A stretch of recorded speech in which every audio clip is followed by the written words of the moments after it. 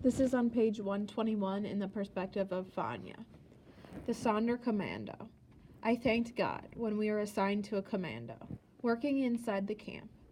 The Außen Commandos, sent outside to do hard labor, were death sentences. As I worked, laying cobblestones into the mud, I watched. The men of the Sonderkommando moved like ghosts among the living, carried corpses, ushered the selected. Why did they do it? I wondered. The men of the Sonderkommando moved like ghosts among the dead, carried corpses, stoked the furnaces. Doing dirty work for the Nazis, I said. They are monsters. The men of the Sonderkommando moved like ghosts among themselves, spread the ashes, and began again. The birds. Spring brought the rains and the mud, but no birds. They avoided the belching black smoke, billowing stench, ash, impenetrable gray, incessant trains. Later, much later, people claimed, we did not know. I had no idea. I didn't do it. How could they not have known when the birds did? The scent of death. As constant as the ash, a certain smell seeped under my skin. I absorbed it, breathed it, knew it. The perpetual possibility swelled inside my soul. Transports. Trains arrived, dumping human cargo onto the Juden ramp. Lost souls with bewildered faces moved along, carrying suitcases, grasping children, pushed ahead by soldiers, barking dogs, dodging Sonderkommandos, retrieving the dead, doing as they were told, while the orchestra played. An SS doctor, a slightly built man, standing as stiff as the creases in his uniform pants, pointed to the left, to the right. An SS officer called out, Zwillinge, twins. The doctor hurried over. A third group, neither left nor right. What happens to them? Zlatka asked. Who knows? I said. Some things are worse than death, Zlatka said. New arrivals yelled through the barbed wire fence. Have you seen my husband, Shlomo? I'm looking for my wife, Rivka. Have you heard of my cousin? Has anyone heard from Lodz? Zlatka watched, her shoulders straightening as if absorbing their anguish, as if gaining strength. I moved away, unable to relive, unable to witness the loss.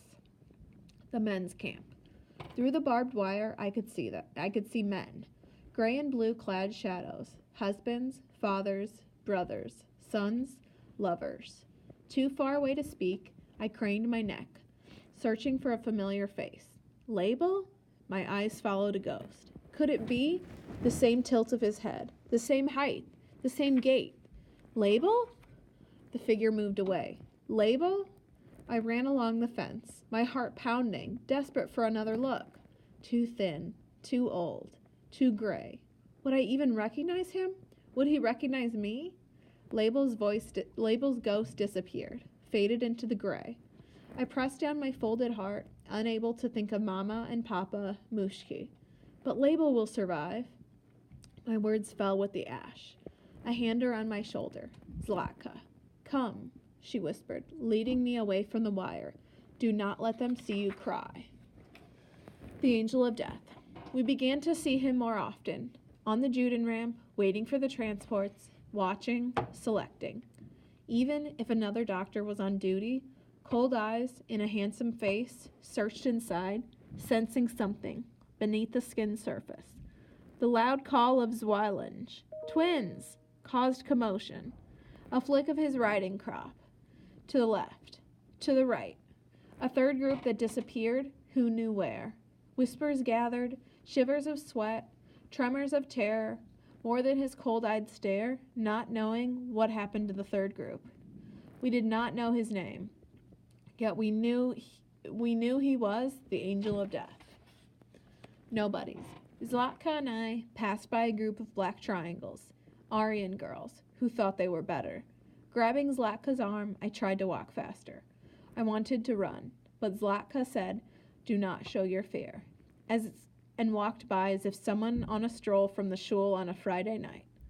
First came the word, Juden, only a word, Jews, but on their lips, a curse, an insult, a threat. Then more words spat out in a dialect I was thankful not to understand. I tried to walk faster. I wanted to run, but Zlatka said, "They are nobodies," and walked by as if we were the only two people on the earth. Then came the stones, hard, sharp, painful, against my arm, Zlatka's head, a trickle of blood down her temple. She did not flinch. I tried to walk faster. I wanted to run, but Zlatka said, "They can only kill us," and walked by as if she were not afraid of death. Back in the koji, I cleaned Zlatka's wound, as best I could, with the hem of my striped uniform, and no water or soap. Branya, Guta, and Giza gathered around. "What happened? Are you hurt? Who did this?" I answered, "Nobody's." Zlatka smiled. The days of awe took me by surprise. 9 months had passed. In a moment, an eternity. In the autumn, as the leaves turn, 10 days, beginning with Rosh Hashanah, the new year, ending with Yom Kippur, the Day of Atonement, filled with reflection, repentance, remembrance. The Unintena Tokef, a poem, a prayer, meant to strike fear into those waiting for Adonai's judgment. As I chanted, I had no fear of God. On Rosh Hashanah it is written. On Yom Kippur it is sealed. Who shall live? Who shall die? Who shall see ripe age and who shall not? Who shall perish by fire and who by water? Who by sword and who by beast? Who by hunger and who by thirst? Who by earthquake and who by plague? Who by strangling and who by stoning? Biblical means of death did not frighten me.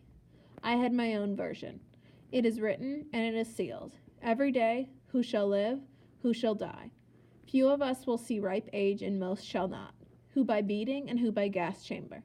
Who by hunger and who by thirst? Who by exhaustion and who by gunshot? Who by exposure and who by dysentery? Who by suicide and who by typhus? In prayer, God offers hope. In repentance, prayer, and charity. In reality, the Germans did not.